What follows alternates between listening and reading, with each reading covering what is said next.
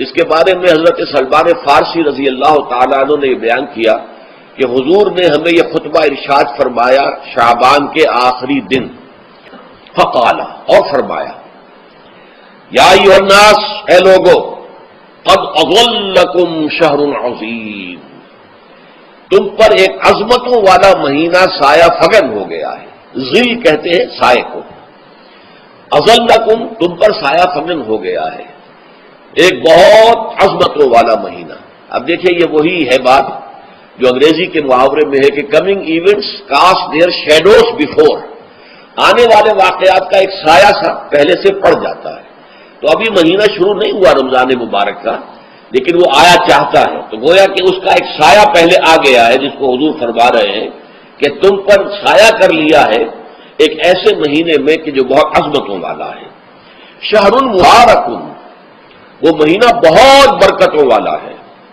شہر فیہ لیلۃ خیر من الف شہر، یہ وہ مہینہ ہے کہ جس میں ایک رات وہ بھی ہے کہ جو 1000 مہینوں سے افضل ہے۔ اور یہ ظاہر بات ہے قرآن مجید کی صورت ہے مکمل، انا انزلناہ فی لیلۃ القدر وما ادراک ما لیلۃ القدر لیلۃ القدر خیر من الف شہر، اس کی طرف اشارہ ہے۔ اب اس کے بعد جو جملہ ہے جعل اللہ صیامہ فریضۃ، اللہ نے اس مہینے کا روزہ رکھنا فرض قرار دے دیا ہے۔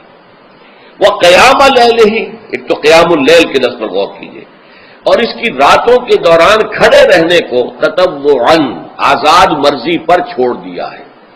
کتب علیکم الصیام کما کتب علی الذین من قبلکم لعلکم تتقون، تاکہ تمہارے اندر تقوی پیدا ہو جائے۔ اب یہ ہے حکمت صوم کی پہلی آیت۔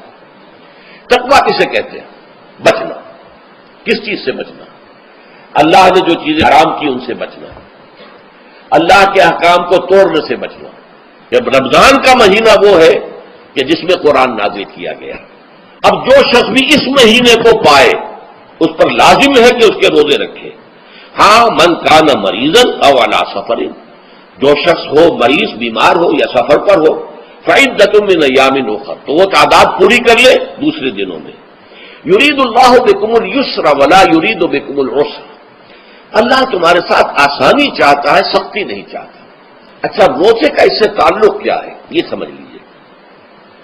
دیکھیے ہمارے گناہوں کا سب سے بڑا سبب ہمارے نفسانی تقاضے ہیں۔ ہم ایک حیوان بھی ہیں اور حیوان سے بڑھ کر بھی کچھ ہے، وہ میں بعد میں عرض کروں گا، لیکن حیوان تو ہے۔ جیسے ہر حیوان کو کچھ خوراک کی ضرورت ہے، ہمیں بھی ضرورت ہے۔ ہر حیوان کو بقائے نسل کا معاملہ جنسی ہے، وہ ہمارا بھی ہے۔ ہر حیوان کو کوئی نہ کوئی سر چھپانے کی جگہ چاہیے، کوئی گھونسلہ ہو، کوئی کھو ہو، کوئی بل ہو، کچھ بھی ہو، کچھ چاہیے آتے۔ اسی طریقے سے ہمارے سارے تقاضے ہیں۔ حیوانات کو بھی آرام چاہیے، ہمیں بھی آرام چاہیے۔ یہ حیوانی تقاضے جو ہیں، جن کو ہم کہیں گے اینیمل انسٹنکٹس، ہمارے وجود کے اندر ہیں یہ، اور ان کا تقاضا ہمارے اندر سے ابھرتا ہے۔ یہ جو کیفیت انسان کی ہے، اس کے لیے ایک مشق جو ہے وہ روزہ فراہم کرتا ہے۔ روزے کے آپ نے 12، 13، 14 گھنٹے کا بھی روزہ ہوتا ہے، بعض جگہوں پر 16، 17 گھنٹے کا روزہ ہوتا ہے۔ اس عرصے میں آپ اپنے نفس کو حلال چیزوں سے بھی روکے رکھتے ہیں۔ اس منہ گھوڑے کو، منہ زور گھوڑے کو جو ہے آپ اس کی لگام کس کر رکھتے ہیں کہ حلال بھی نہیں کھانے دے رہے۔ یہ پابندیاں نفس کے اوپر لگانا، یہ ایک مشق ہے، یہ ایک ریاضت ہے۔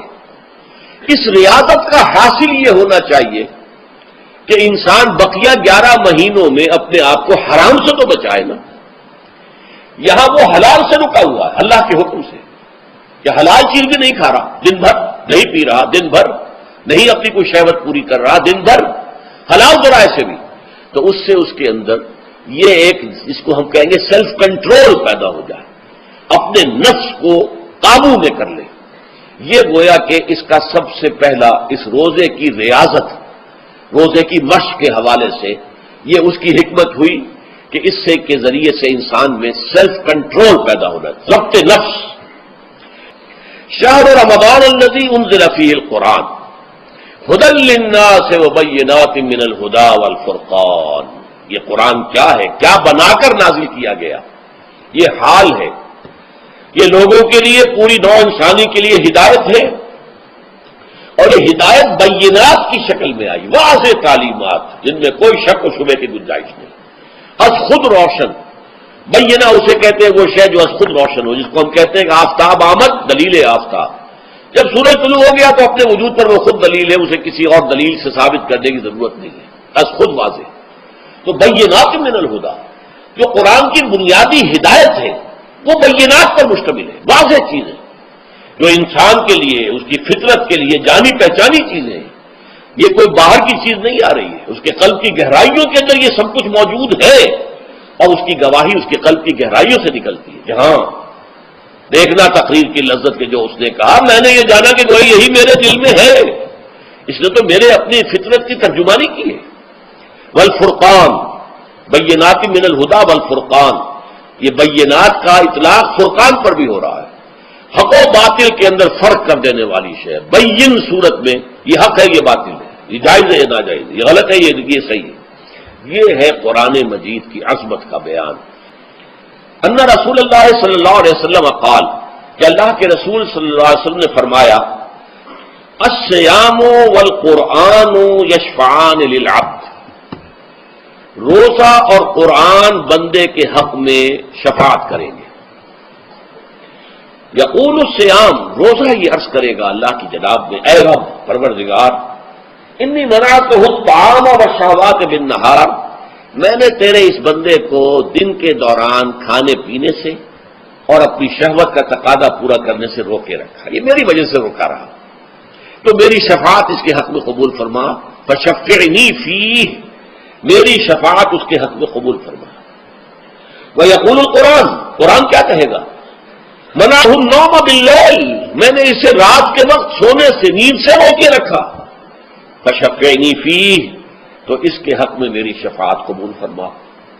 حضور فرماتے ہیں فیشفعان، ان دونوں کی شفاعت قبول کی جائے گی۔ یہ ہے قیام اللیل۔ کہا یہ میرے لیے، الا الصوم فانہ لی، یہ میرے لیے، وانا اجزی بہ یا اجزا بہ، میں خود ہی اس کا بدلہ دوں گا یا خود ہی اس کی جزا ہوں، خود ہی اس کی جزا ہوں۔ اللہ کہ اس بندے کا تعلق میرے ساتھ ایسا قائم ہو جائے گا کہ گویا کہ اسے میں مل گیا، اور میرا یہ مل جانا ہی در حقیقت انسانیت کی معراج ہے۔ اور دعا کے بارے میں جان لیجئے کہ حضور نے فرمایا الدعاء مخ العبادہ، دعا جو ہے عبادت کا اصل جوہر ہے، لب لباب ہے، اور یہ بھی کہا الدعاء هو العبادہ، دعا ہی اصل عبادت ہے، دعا ہی اصل عبادت، دعا جو ہے وہ روح ہے اس کی۔